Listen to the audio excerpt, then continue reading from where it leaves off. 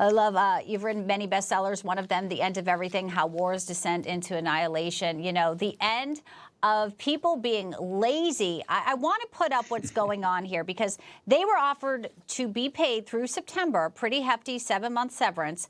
NPR is playing the small violin, and this is what one worker said. It's stunning. They say they're so exhausted, Victor, at the end of the day because they go in 2 days a week. One says, by the third morning when I'm, waking up and teleworking, I'm just so brain dead. It's actually hard to focus that day. I cannot imagine trying to get into the car and go in a third day. Millions of Americans have to commute, have to find childcare, and they're complaining about it. Shocking, but maybe not. Yeah, that argument's not going to resonate because most of the population is dealing with Biden's, went up 20 to 30% of staple goods. They've got 2 jobs. They have to be at work. Where I live in the San Joaquin Valley, in a primarily Mexican-American community, the per capita income is $16,000. And everybody I know is working two and 3 jobs.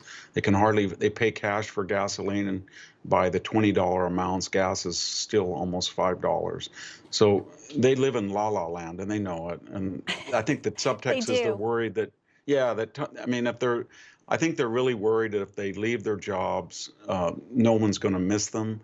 And the government is so overstaffed. We want them to leave their jobs, and they know that we want them to leave. And I don't think anybody's going to miss them. I think a lot of them are going to leave.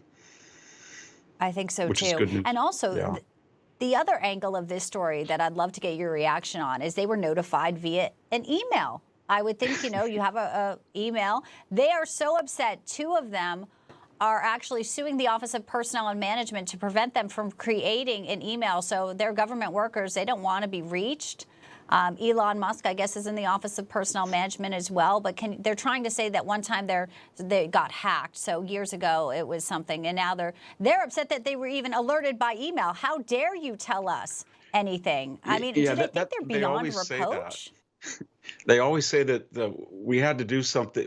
We can't be transparent because we can be hacked.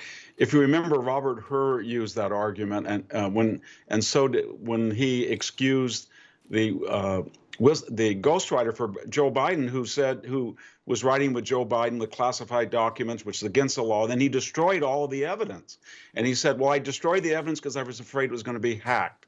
And then we had that conclusion by Robert Hur that Joe Biden was demented. Remember that? And then all of a sudden the DOJ said, we can't release the videos. It might be hacked and might be used. So they always say that.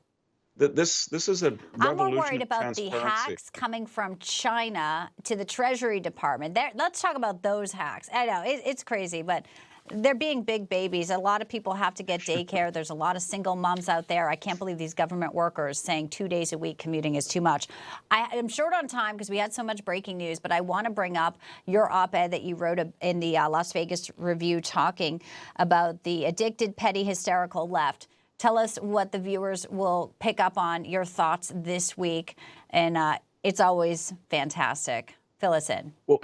Well, very quickly, they lost the election for 3 reasons. 1, they were poor candidates, of course. And 2, every time they tried to illegally destroy Donald Trump with lawfare, it boomeranged and he became more empathetic. But more importantly, it wasn't even the messenger, it was the message. And we're seeing that in these hysterical confirmation hearings.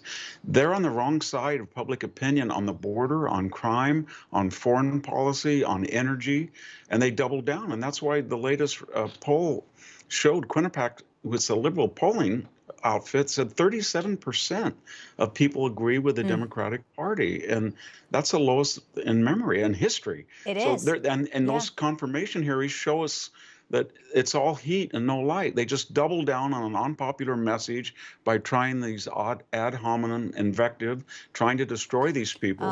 And they don't understand that Kash Patel and Pete Hegseth and Tulsi Gabbard are experts at television media, and they're charismatic, and they just run rings around them, and they don't get it. As are you, and I hate to end this segment so early, but we do have a lot of news breaking today. It's a must-read, and the DNC electing its new chair tomorrow, so we'll see who will take over this fractured party. Another column I'm sure we'll be looking out for you. Victor Davis Hanson, always great to have you.